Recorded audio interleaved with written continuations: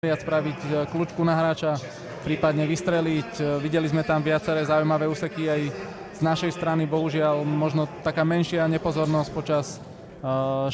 až 8. minúty, kedy sme inkasovali 2 góly. Následne sme boli, dá sa povedať, na lopte aj trošku kvalitnejší, dokázali sme si vytvoriť viacero šancí, bohužiaľ väčšina našich zakončení smerovala priamo na brankára, prípadne mimo bránu, takže výsledok dá sa povedať, že spravodlivý, ale trošku nešťastný z našej strany. Bežte si pripraviť možno nejaký olovrant, dať si kávičku, pretože o zhruba 15 minút sme v Púchove späť.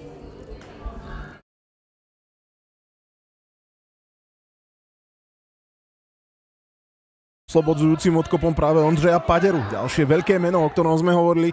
V bráne nezačína Ondřej Bíro. To je muž, ktorý je aj kapitánom národného tímu.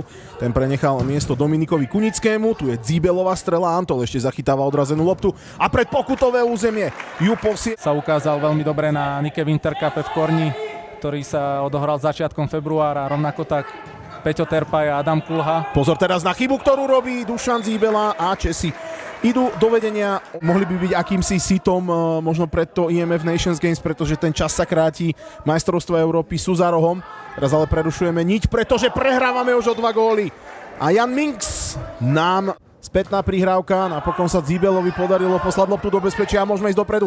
Toto vyzerá veľmi dobre. Podarí sa nám streliť znižujúci gól? Nie, pretože Kunický zasahuje proti rozbeh. Zákrok českého brankára Kunického. Po dlhšom čase sa dostávame na útočnú polovicu a kombinujeme najmä na nej Dzíbela. Pred kempom aj so stálicami, ako sú Tomáš Mikluš, ten bohužiaľ z pracovných dôvodov sa nemohol zúčastniť. Opäť ale prerušujem tvoju akciu, pretože prišlo k zakončeniu Jakub Hudec. Áno, ten sa snažil nájsť Petra Vlaška, ale bohužiaľ tá lopta išla príliš blízko k brankárovi. No a teraz prichádza delovka. Podaní Terpaj, je tam Kulha. Na zadnej žrdi pripravení ďalší hráči. Napokon to bude Kulha, ktorý dáva gól.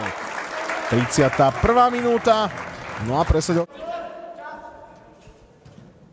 Antolnej Ohasa, tomu lopta sklzla cez nohy, Dzíbela ju získava. A Dzíbelov nepríjemný pokus, ktorý bol tečovaný. Prakticky v identickej zostave. A bude to pre nich naozaj veľká skúška. Teraz za minútu. Necelých 8 zostáva do konca prvého stretnutia našich proti Čechom. A teraz Kapráľ musel. Takú alibistickú prihrávku išiel do prieniku, zakončoval. Následne Jakub Hudec, strela z väčšej diaľky. Takže tých zakončení naozaj je veľa. Ale kým našim to tam nepadá, tak teraz sa individuálnou akciou Blisol